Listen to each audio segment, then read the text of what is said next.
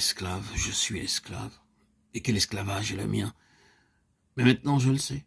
Je sais dorénavant que le bien n'habite pas en moi, dans ma chair, et aucun être sur terre ne me semble plus misérable, plus indigne que moi.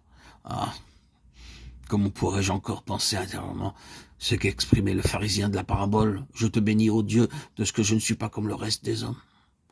D'autres âmes connurent-elles jamais la puissance de mes chaînes et l'abîme où je me sens mourir? Je ne fais pas le bien que je voudrais faire, je fais le mal que je hais. Le mal est comme lié à moi lorsque je veux faire le bien, car je prends plaisir à la loi de Dieu. Selon l'homme intérieur, mais je vois dans mes membres une autre loi qui combat contre celle de mon entendement. Je suis tenu sous la domination du péché, je suis son esclave misérable que je suis. Qui me délivrera de ce corps de mort? Je rends grâce à Dieu par notre Seigneur Jésus-Christ. Romains 7, 21, 23, 24, 25. Ce cri de détresse donne le signal de la délivrance. L'âme est prête à saisir le salut, car il y a un salut. Le misérable a crié au secours, et par là, il a confessé son impuissance à se sauver lui-même. La fanfaronnade, l'orgueil de la vie est brisé. L'homme intérieur, malgré son désir d'obéissance, n'a pu remporter la victoire sur le péché. L'amour de la vie, du monde, de ses plaisirs mondains, a triomphé sur lui. Il n'a pu faire sienne la victoire de la croix.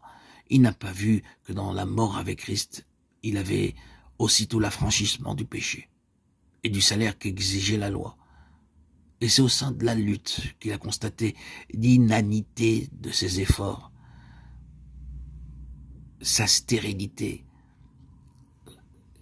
et son besoin de délivrance. Épuisé, il avait pensé peut-être que l'homme intérieur, secouru par la grâce de Dieu, réussirait à accomplir la loi.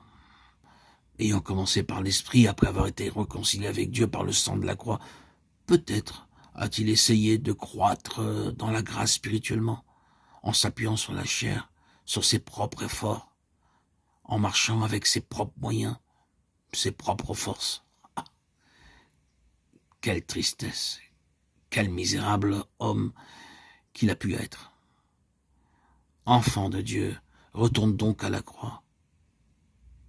Tes forces sont insatisfaites.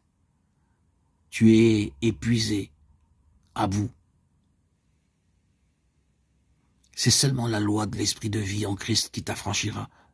Apprends-le, sache-le, par le sacrifice accompli pour toi au calvaire, tu as été délivré, libéré.